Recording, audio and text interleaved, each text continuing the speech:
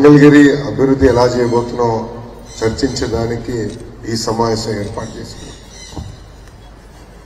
2014 నుంచి 24 వరకు ఇక్కడ ఒక పార్టీకి చెందిన ఎమ్మెల్యే గారు ఉన్నారు.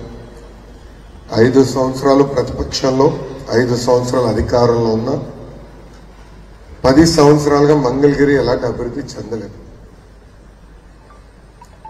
తెలుగుదేశం పార్టీ అధికారంలో ఉన్నప్పుడు ఎమ్మెల్యే గారు బిల్ చేస్తాం, కోర్టులో కేసులు వేసి అభివృద్ధి కార్యక్రమాలు ముందరికి వెళ్ళనీయకుండా చేశారు. ఓన్లీ 5 సంవత్సరాలు అయిపోయింది అనుకుంటే అధికారంలోకి వచ్చిన తర్వాత వాళ్ళ ప్రభుత్వమే ఉంది. ఆనాడు నేను పోటీ చేస్తున్నానని పాప ఎమ్మెల్యే గారిని మంత్రి చేస్తారని కూడా అన్నారు. ప్రతి సంవత్సరం 2,000 కోట్ల రూపాయలు మంగళగిరి నియోజకవర్గ అభివృద్ధి కోసం నిధులు కేటాయించి మంగళగిరిని అభివృద్ధి చేస్తాను. మంత్రి పదవి ఎక్కువ ఇవ్వలేదు, అది అందరూ తెలిసిన విషయమే. డబ్బులు బడ్జెట్లో కేటాయింపు జరిగింది, కానీ మంగళగిరి అభివృద్ధి కోసం తెలుగుదేశం పార్టీ ఖర్చు పెట్టిన దాంట్లో కనీసం 10% కూడా ఈ ప్రభుత్వం ఖర్చు పెట్టలేదు.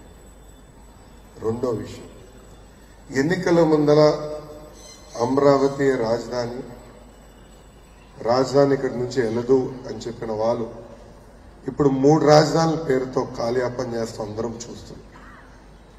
దానివల్ల తీవ్రంగా నష్టపోయింది ఆంధ్రులు. అటు వైజాగ్ అభివృద్ధి చెందలేదు, కర్నూలులోకి ఎటుకేయలేదు, అమరావతిని నాశనం చేశారు. కానీ వాళ్ళు ఈరోజు మనం చూసి ఇంత దారుణంగా ఆంధ్ర రాష్ట్రం ఎలా తయారైందని అడుగుతున్నారు. ఒక మాట చెప్పండి, చాలా చాలా బాధేస్తుంది. అదే కానీ అమరావతి కనీసం బాబు గారు మొదలుపెట్టిన అమరావతి పనులు పూర్తి చేస్తుంటే ఈ రోజు మంగళగిరి రూపురేఖలు మారిపోయాయి. లక్షలాది మందికి ఉద్యోగాలు, ఉపాధి కల్పించారు. ఈరోజు పిల్లల్ని బాగా చదివిస్తే వాళ్ళు ఎక్కడికి వెళ్తున్నారు ఉద్యోగాలకి? హైదరాబాద్, బెంగళూరు, చెన్నై. ఇంకెన్నాళ్ళని మన పిల్లల్ని వేరే రాష్ట్రాలకు పంపిస్తాం?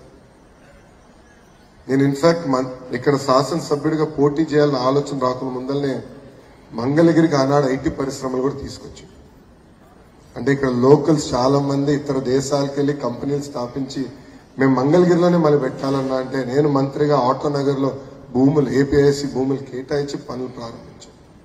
ఆనాడు నేను మంత్రిగా ఉన్నప్పుడు, పంచాయతీరాజ్ మంత్రిగా ఉన్నప్పుడు ఇది పంచాయతీ కింద ఉంది, నిధులు కేటాయించాం, పైప్ లైన్ కూడా పనులు ప్రారంభించాం. ఈ ప్రభుత్వం వచ్చేది క్యాన్సిల్ చేసిందమ్మా.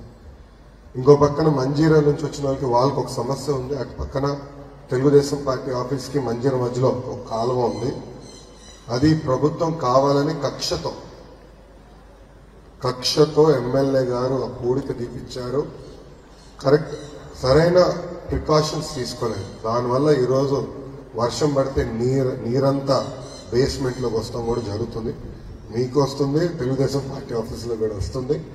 ప్రభుత్వం దాన్ని లైనింగ్ చేసి నీరు రాకుండా చేయాల్సిన బాధ్యత కూడా ఉంది. ఒకే రాష్ట్రం, ఒకే రాజధాని, అది అమరావతి. పరిపాలన ఒకే దగ్గర ఉంటుంది, అభివృద్ధి వికేంద్రీకరణ అనేది జరుగుతుంది. గతంలో కూడా చూసాం, కియా మోటార్స్ అనంతపూర్ తీసుకొచ్చాం, సెల్ ఫోన్ తయారు చేసే పరిశ్రమలు చిత్తూరుకి తీసుకెళ్ళాం, ఫిషరీస్ పెద్ద ఎత్తున ఈస్ట్ వెస్ట్ గోదావరికి తీసుకెళ్ళాం, ఇంకో పక్కన ఐటీ కంపెనీలు విశాఖపట్నాన్ని తీసుకెళ్ళాం. We will continue that work. అభివృద్ధి వికేంద్రీకరణ అనేది జరుగుతుంది, దాంట్లో ఎలాంటి సందేహం లేదు. బట్ పరిపాలన సౌలభ్యం కోసం రాజధాని ఒకటే ఉండాలి, అది అమరావతి. సాగిపోయిన పనులన్నీ మళ్ళీ మేము ప్రారంభిస్తాం.